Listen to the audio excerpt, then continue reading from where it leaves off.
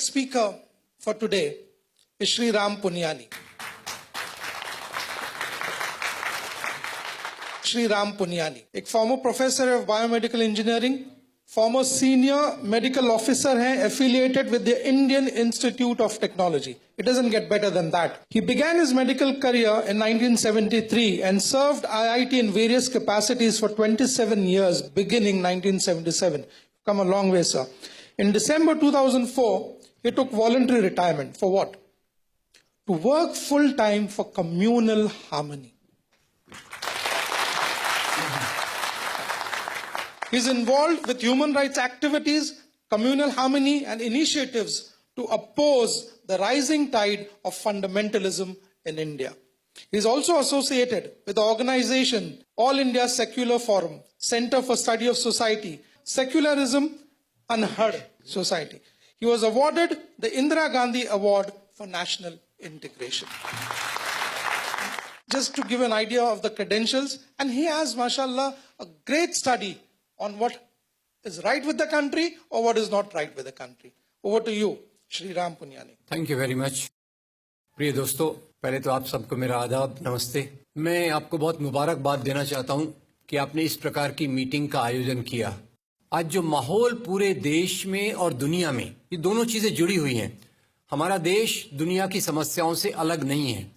कुछ जो दुनिया में हो रहा है उसका प्रतिबिंब, रिफ्लेक्शन यहाँ होता है, और यहाँ भी जो मुस्लिम कौम के सवाल हैं वो आप सदियों से जानते हैं। तो मैं आज जो मुख्य मुद्दा है कि हमारे जो नौजवान मुस्लिम कम्युनिटी से, जिसको कहा जा रहा है वर्ड रेडिकलाइज, पता नहीं वो वर्ड कितना सही है कि नहीं, क्योंकि रेडिकल का मतलब मैं कुछ और जानता हूं। रेडिकल का मतलब मैं जानता हूं कि वो व्यक्ति जो समाज को महत्वपूर्ण तरीके से बदलना चाहते हैं बेहतर बनाने के लिए, वो मेरी समझ है रेडिकल की। पर ये आज जो माहौल में जिस प्रकार का रेडिकलाइजेशन ऑफ यूथ किया जा रहा है, उसके लिए कौन जिम्मेदार है? इस्लाम जिम्मेदार है, मुसलमान जिम्मेदार हैं, या कोई और ताकतें हैं जिसके कारण ये आज का कैंसर हमारे समाज में बढ़ रहा है? ये हमको सोचने की जरूरत है। तो खैर, मेरे पास थोड़ा वक्त है तो मैं इसको दो मुद्दों में देखना चाहूंगा। एक तो ये जो पूरी प्रोसेस चालू हुई है वो 9/11 के बाद से चालू हुई है। 9/11/2001 आपको याद होगा, 2 एरोप्लेन। खैर, मैं कुछ चीजें दोहरा रहा हूं ताकि हम समझ सके आईएस आया कहां से।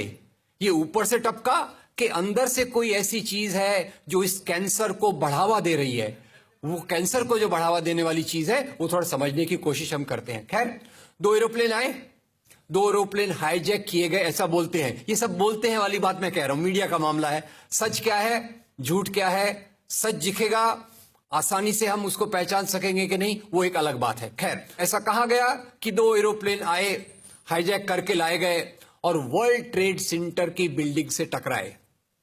अब इतनी बड़ी बिल्डिंग थी, वो एरोप्लेन से गिर सकती कि नहीं, वो दूसरा सवाल। वो सवाल मैं सब अंदर छोड़ देता हूं, उस पर मैं नहीं जाऊंगा। बिल्डिंग नीचे बैठ गई और उसी के साथ करीब 3000 लोग मारे गए।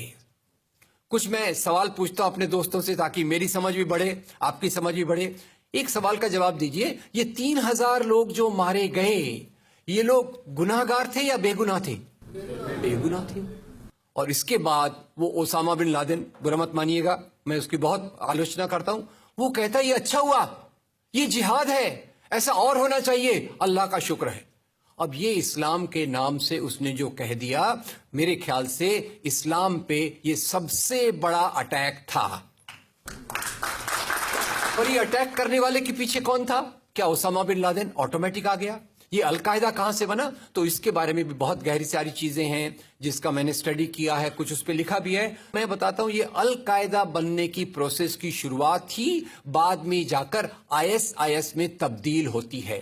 मैं इसको सवाल के रूप में पूछता हूं, देखिए, अगर इस्लाम के कारण आतंकवाद होता, मेरा सवाल जरा समझ लीजिए, अगर इस्लाम के कारण आतंकवाद होता तो दुनिया के कौन से देश में सबसे ज्यादा आतंकवादी होना चाहिए?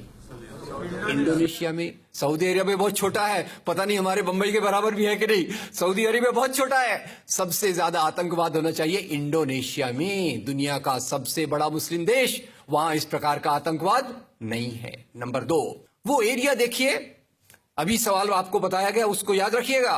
इस दुनिया के आतंकवाद से, जिसको इस्लामिक आतंकवाद कहा जाता है गलती से, कैसा कहा जाता है वो भी मैं बताऊंगा, इस आतंकवाद से मारे जाने वाले ज्यादा लोग, इससे मारे जाने वाले ज्यादा लोग हिंदू हैं, मुसलमान हैं या क्रिश्चियंस हैं? मुस्लिम हैं।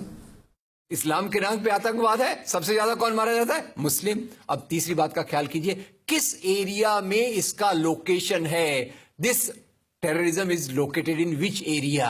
तो उस एरिया की मैं 3 आपको बातें बताता हूं। उस एरिया में, जिसको मैं वेस्ट एशिया कहता हूं, पश्चिम एशिया में 3 चीजें हैं। नंबर 1, वहां रहने वालों में मुसलमान ज्यादा है, यस नो? उसी एरिया में आतंकवाद ज्यादा है, उसी एरिया में तेल का खजाना है। तो आतंकवाद तेल के कारण है कि इस्लाम के कारण है? तेल के कारण है। और तेल का कब्जा कौन करना चाहता है? तेल का कब्जा वो ताकत करना चाहती है जो वॉशिंगटन में बैठे हुई पूरी दुनिया को नचाते रहती है। काम करने वाला कोई और गुनाहगार कोई और बनाया गया। अब ये आया कैसे? तो आपको बता दूं कि ये अल कायदा के जो मदरसे, अब मदरसा अपने आप में खतरनाक शब्द उसमें कर देते हैं, कुछ मदरसों में इस आतंकवाद की ट्रेनिंग दी गई। इस्लाम के कारण गलत। ये जो मदरसों में आतंकवाद की ट्रेनिंग दी गई, उसके पीछे भी जो हाथ था, 2 चीजों का था। सबसे बड़ा हाथ था अमेरिका का। अमेरिका ने $8,000 मिलियन, 7,000 टन हथियार दिए अल कायदा को। उनका ब्रेन वॉश किया गया। इस्लाम के जो 2 महत्वपूर्ण शब्द हैं, माफ कीजिएगा अगर मैं कुछ गलत कहूं, मैं इस्लाम का स्कॉलर नहीं हूं, समझने की कोशिश करता हूं, कुछ मैंने गलत कहा तो उसको माफ कर दीजिएगा। तो 2 शब्दों को उन्होंने बदल दिया। एक शब्द था जिहाद। जिहाद तो जो है जिहाद अकबर, जिहाद असगर। जहां तक मेरी समझ है, जिहाद अकबर का मतलब होता है अपनी बुराइयों के खिलाफ लड़ना। जिहाद असगर का मतलब होता है समाज की बुराइयों के खिलाफ संघर्ष करना। तो इस जिहाद शब्द का मतलब बदलकर कर दिया गया कि जो भी व्यक्ति आपसे असहमत है, जो भी व्यक्ति को किसी को पहले काफिर लेबल करो। अब काफिर का भी एक बहुत अलग मतलब है, I won't go to the details of that.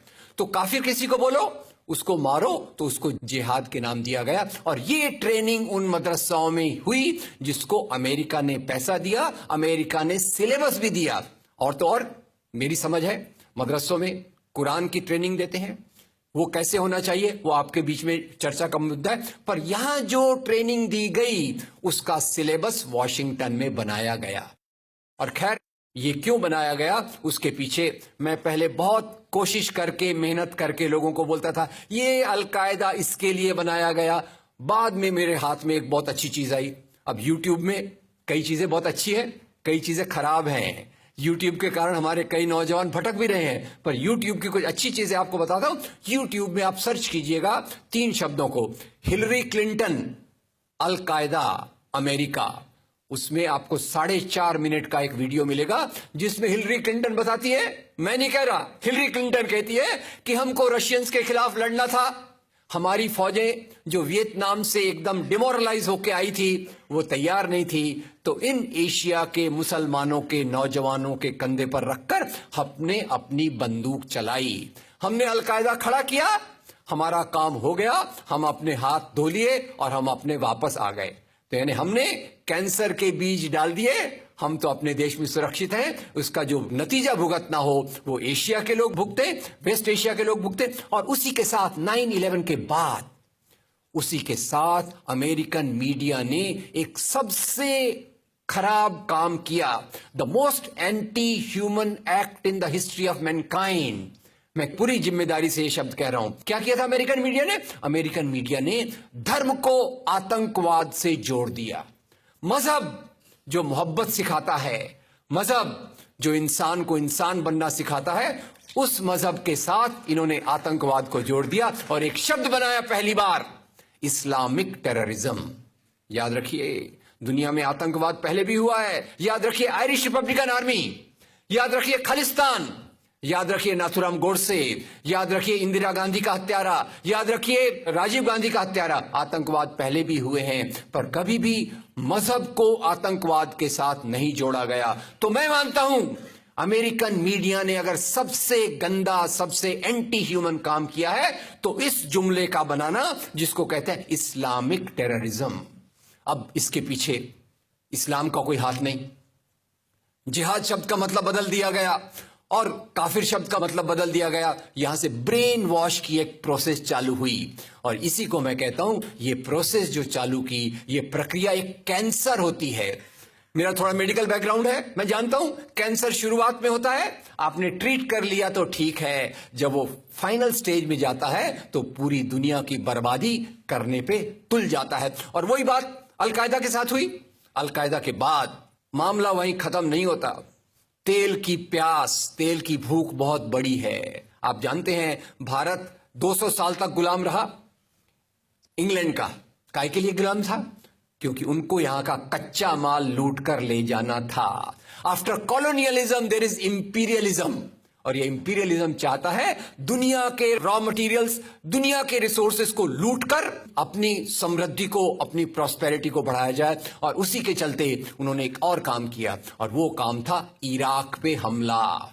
अभी ब्रेक्सिट, अभी वो कौन सी रिपोर्ट आई है, मैं नाम भूल गया उसका, जिसमें ब्रिटेन के प्रधानमंत्री जो थे उनको एक गिल्टी करार हो रहा है। वो रिपोर्ट में पहले उन्होंने तय कर लिया कि हमको इराक पे हमला करना है, बाद में आर्ग्यूमेंट ढूंढते रहे कि भाई कौन सी बात पे हम इराक पे हमला करें। तो बोले अरे इराक के पास तो वेपन्स ऑफ मास डिस्ट्रक्शन है। उस बात पे लंबी बहस चली और यूनाइटेड नेशंस, जिसको अमेरिका ने अपने जेब में रख लिया है, उसके सहारे से उन्होंने इराक पे हमला किया। और वो इराक पे हमले के कारण जो वहां की आर्मी स्ट्रक्चर था, जो फौज का स्ट्रक्चर था, वो डिस्टर्ब हो गया। एक तरफ से वो डिस्टर्ब हो गया, दूसरी तरफ से अल कायदा की आइडियोलॉजी आई और इन दोनों को मिलाकर आईएस बना। काम है इस्लाम का नाम, इस्लाम के नाम पर जो काम हो रहा है वो वास्तव में it is a design of imperialist powers to control on the oil resources of the world. इससे गंदी बात दुनिया में कोई नहीं हो सकती कि मजहब के नाम पर एक पॉलिटिक्स, मजहब के नाम पे आर्थिक समस्याओं को अमेरिका हल करने की कोशिश कर रहा है। ये एक बात। अब दूसरा एक और भी है, इसमें जोड़ दूं, इंडिया में, भारत में खास तौर तक समस्या और ज्यादा रही। यानी वो एक हमारा हिंदी में कहा मुहावरा है ना, एक तो करेला ऊपर से नीम चढ़ा। मुसलमानों का हाल पहले भी बहुत अच्छा नहीं था। मैं ये नहीं कहना चाहता कि हमको केवल रोते रोते अपनी जिंदगी गुजारना है। मैं ये कहना चाहता हूं अगर हम समस्या को असली तरीके से समझेंगे, जिसकी कोशिश मैं यहां देख रहा हूं, तो हम उस समस्या को हल कर सकेंगे और यही हमारा उद्देश्य होना चाहिए। मैंने कहां से शुरुआत की थी? भारत में वैसे ही आपको याद होगा मक्का मस्जिद blast, Malegaon blast, Ajmer blast, समझौता ब्लास्ट। हर एक ब्लास्ट के बाद मैं बहुत तकलीफ से पढ़ता था, मालेगांव में ब्लास्ट हुआ, 25 नौजवान मुसलमान नौजवानों को पकड़ा गया आरोपी के रूप में।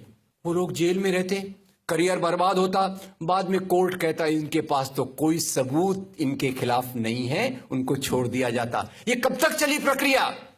जब तक बंबई में 26/11 नहीं हुआ। हेमंत करकरे इशारों में बात, मैं वही बात समाप्त कर देता हूं। There are prejudices against a particular community, और ये प्रिजुडिसेस की शुरुआत ये जो इस्लामिक टेररिज्म शब्द से हुई, और उसके पहले भी इंडियन हिस्ट्री में, इंडियन हिस्ट्री को मिसयूज करके मुसलमानों को बदनाम करने की कोशिश की गई। ये मैं वार्निंग इसलिए दे रहा हूं कि हम जितना समस्या को समझेंगे उतने अच्छे से उसका समाधान कर सकेंगे। तो इसकी शुरुआत कहां से हो सके? अरे भाई